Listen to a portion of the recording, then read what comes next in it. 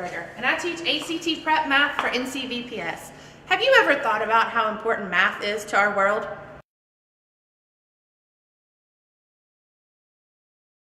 Well, some of those may seem a little silly, but I've found lately, when I think about what makes me a successful online teacher, it all adds up to one special equation. Let me share my equation with you. The 8HE stands for my name, Heather Ertzberger, and the fact that I've been teaching for virtual from the beginning for 8 years. I started teaching SAT and have now moved to ACT and have been a part of all of the SAT and ACT revision processes. During this time, I've been blessed with many awards and recognitions, including receiving my National Board certification and many personal recognitions from my peers and supervisors. Here are a few examples.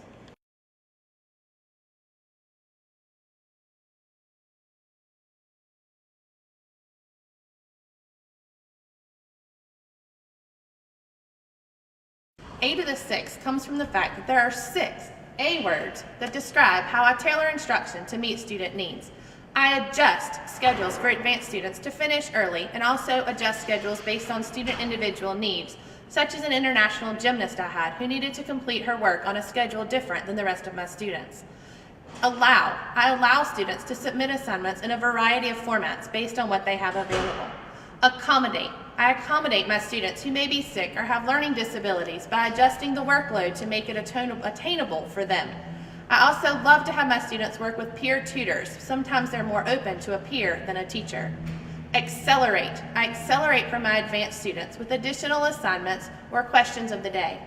Advocating. I advocate with the face-to-face school to be sure that students are getting all of their needs met, whether that's a printed copy of assignments or a face-to-face tutor. Assuring. I assure my students that they can be successful with personal reminders and often individualized schedules. Since our course occurs completely on the computer, I have an unlimited supply of technology resources available for our students. My philosophy is to keep it simple, however, because I've found from experience that students can often be overwhelmed if too many technologies are introduced all at once. I use my E to the 3rd principle as the next part of my equation for success. 3 categories of technology that help me to foster student learning. The first E is for engage. I use sites such as iExcel and ToonDo to help engage the learners in the activities that we're doing, as well as Animoto. My second E stands for enlighten. I use sites such as SAS and Khan Academy in addition to Discovery Ed to enlighten the students on the topics that we're covering in our class. My third E is to enrich relationships. I use Google Voice and Google Surveys, as well as Blackboard IM for connecting with students, in addition to Dial My Calls, which allows me to stay in touch and enrich my relationships with my students. The next part of my equation for teaching success comes from the log CJ, because so much of my student achievement is actually logged in my communication journal. With excellent pass rates in the 80s and 90s, this shows my outstanding student achievement. But most of my significant achievements are represented through conversations with students when I realize how well they've been prepared for the ACT. Since we don't get to see their official scores, most of this documentation comes from conversations instead. The next part of my equation is so important. It's the feedback, learning block, and communication. There's no better way to show you this than a walkthrough through my course. We'll begin the walkthrough of the course by looking at my communication journal. I have hundreds of pages of journals that look just like this one. Here's a communication with a student as we were working through some technology issues with a text.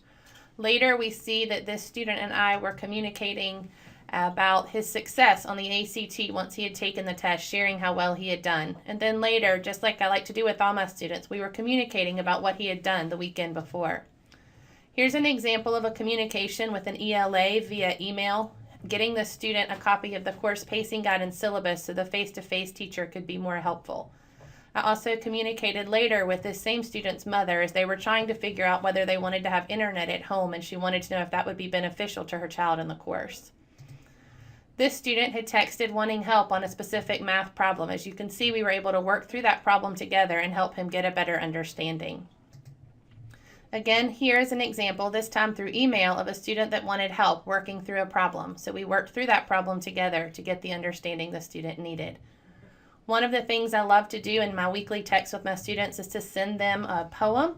Here's one example of where I sent a poem, but then the student replied, "I got your rhyme, I still need time. I'll get it done before I have fun." How fun when a student took the time to answer back that way and continue to build connections. Here are some examples of announcements that I use in my class to engage my students. This was posted the week before we left for Christmas break. It was the week before break when all the students wanted to stop, but all through the schools, not a computer was resting, not even a laptop. Here's an example of another announcement, again reminding students that we have the Peer Tutoring Center available to them, a shout out to a student about the things that he's been doing communicating with me, an animoto here to teach the information we would have about circles. Here's an announcement where I chose to use some humor to engage them in the concept that we were talking about. We were starting geometry, so we were talking about angles, and here was a joke to get them started. In this lesson, I posted an announcement and reviewed the information from last week's work because the students had had trouble with this concept, so I gave them some review material before moving on to today's material, using videos that they could interact with. We'll finally look at some examples of feedback. This is an example of feedback where the student has done a great job, and I've just told her she's done a great job, way to go. Later, this student had missed some problems on an example, and I've told her where she can go back and find the information to that. I try to be positive and also inform the students how they can improve their scores. This is an example here where you can see this student was struggling with these concepts, so I was able to give her some additional websites and resources that she could go and access to get some more information. And when you add it all up, it equals one thing: success. And my success is best shown through the accomplishment of those that I work with. And I'll let them tell you about that. My instructor was perfect. She was always in contact with me and my school online coordinator to make sure I was on track. I thought you were great because this was my first online class and you replied back to me and answered all my questions and checked up on us to make sure we were doing good in class. Heather's passion for her student success is unmatched, and her devotion to their well-being is top-notch. By accepting nothing less than perfection in her own work, Heather motivates others around her to rise to the occasion. You encourage, support, and motivate. I love how, even during the snow days, you continue to remind students of what to do and encourage them when returning back to school to minimize their time in working to catch up. I'm a better teacher because of Heather and the guidance and leadership she provided me. I hope you can see now how my equation for being an effective online teacher really does equal success.